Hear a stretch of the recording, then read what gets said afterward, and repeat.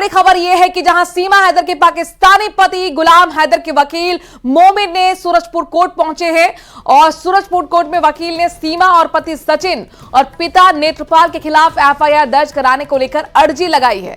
इसके बाद कोर्ट ने जेवर पुलिस को नोटिस भी जारी किया है। 18 अप्रैल तक जवाब दाखिल करने के लिए कहा गया है। 20 के करीब धाराओं में मुकदमा दर्ज करने की अपील इस अर्जी में की गई है।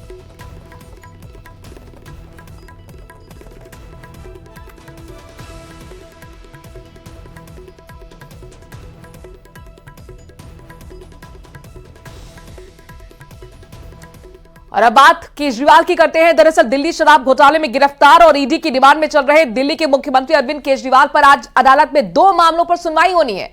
आज अरविंद केजरीवाल की ईडी रिमांड खत्म हो रही है और इस पर दिल्ली के राउज एवेन्यू कोर्ट में सुनवाई है। दोपहर करीब 2 बजे केजरीवाल को कोर्ट में पेश किया जाएगा। ईडी रिमांड बढ़ाने की मांग कर सकती है, ये जानकारी मिल रही है, जबकि केजरीवाल की तरफ से लगातार मनी ट्रेल पर सवाल किए जा रहे हैं। वहीं ईडी रिमांड में रहते हुए मुख्यमंत्री अरविंद केजरीवाल के आदेश पर आदेश जारी करने के मसले पर भी दिल्ली हाईकोर्ट में एक जनहित याचिका पर सुनवाई होनी है, जिसमें अरविंद केजरीवाल को पद से हटाने की मांग की गई है।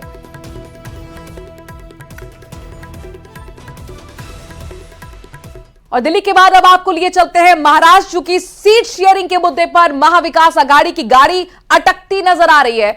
सीटों को लेकर महाअघाड़ी में संग्राम छिड़ गया है और अब सीट समझौते को लेकर एक बार फिर मुंबई में एमवीए के नेता बड़ी बैठक करने वाले हैं। मुंबई के ट्राइडेंट होटल में शाम 4 बजे महाअघाड़ी के नेताओं की बैठक होगी। सबसे बड़ा पेच महाराष्ट्र की सांगली और मुंबई की उत्तर पश्चिम और उत्तर पूर्व सीट के अलावा भिवंडी सीट पर फंसा हुआ है।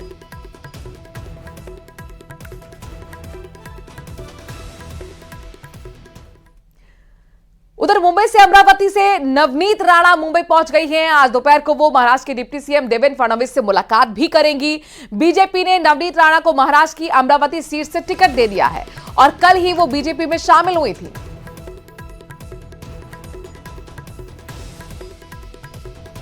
से मैंने धन्यवाद किया क्योंकि अमरावती करों की आंखों में मैंने बहुत दिनों से, बहुत समय से देख रही हूँ कि उनकी इच्छाएं, क्योंकि जब से लोकसभा शुरू हुई है तब से आज तक कभी भी कमल अमरावती जिले में बैलेट पे नहीं आया है। तो उनकी इच्छा हमेशा से थी कि देश के साथ जब देश की एक उम्मीद चलती है तो अमरावती में भी वही सिंबल आए।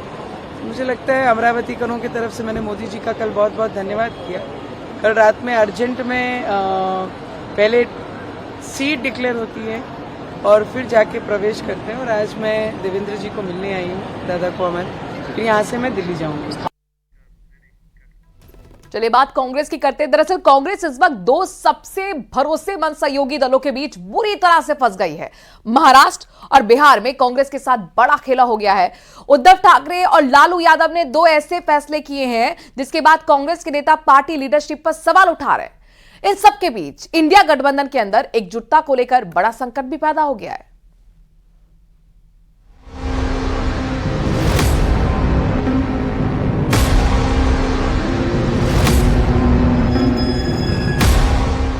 10 दिनों के बाद ही इस तस्वीर में ऐसा बदलाव आया कि इंडिया गठबंधन एक मंच पर कई टुकड़ों में नजर आ रहा है। एक तरफ 17 मार्च और दूसरी तरफ 27 मार्च। 27 मार्च को आते आते सिर्फ 10 दिन के अंदर इस ताकत को बिखरते देखिए। सबसे बड़े राज्यों में से 2, महाराष्ट्र 48 सीट, बिहार 40 सीट। इन दोनों सूबों में इंडिया गठबंधन के अंदर सीट बंटवारे को लेकर ऐसी कलह मची हुई है कि विपक्ष के जिस गठबंधन को सबसे मजबूत माना जा रहा था वो टूटता हुआ साफ नजर आ रहा है। सवाल नंबर 1, क्या महाराष्ट्र में उद्धव ठाकरे और राहुल गांधी की केमिस्ट्री बिगड़ गई है? सवाल नंबर 2, क्या बिहार में लालू यादव और कांग्रेस का गठबंधन टूट जाएगा? महाराष्ट्र में इंडिया गठबंधन की कोशिशों को बहुत बड़ा झटका लगा है। पहला झटका उद्धव ठाकरे ने दिया है और गठबंधन को दूसरा शॉक प्रकाश अंबेडकर ने दिया है। महाराष्ट्र में विपक्ष के गठबंधन के ख्वाबों पर 24 घंटे के अंदर इतना पानी फिर गया है कि 48 सीटों वाले महाराष्ट्र में राहुल गांधी की सभी उम्मीदें मिट्टी में मिल सकती हैं। उस उम्मीदवार के ऊपर भ्रष्टाचार का आरोप है जो खिचड़ी सप्लाई की गई थी, उस खिचड़ी सप्लायर से उन्होंने दलाली खाई है।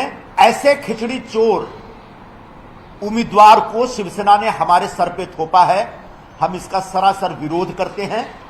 कम से कम मैं ऐसे खिचड़ी चोर उम्मीदवार के लिए काम नहीं करूंगा।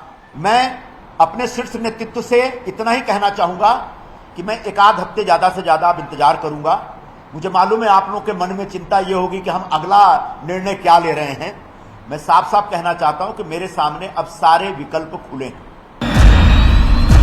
महाविकास अघाड़ी का संकट गहरा है। मुंबई नॉर्थ वेस्ट और मुंबई साउथ सेंट्रल, ये दोनों सीट कांग्रेस के हाथ से जाने पर मुंबई कांग्रेस ठगा हुआ महसूस कर रही है। सबसे बड़ा सवाल है कि उद्धव ठाकरे और राहुल गांधी दोनों मिले और दोनों के बीच सीट शेयरिंग पर बात कहां फंस गई।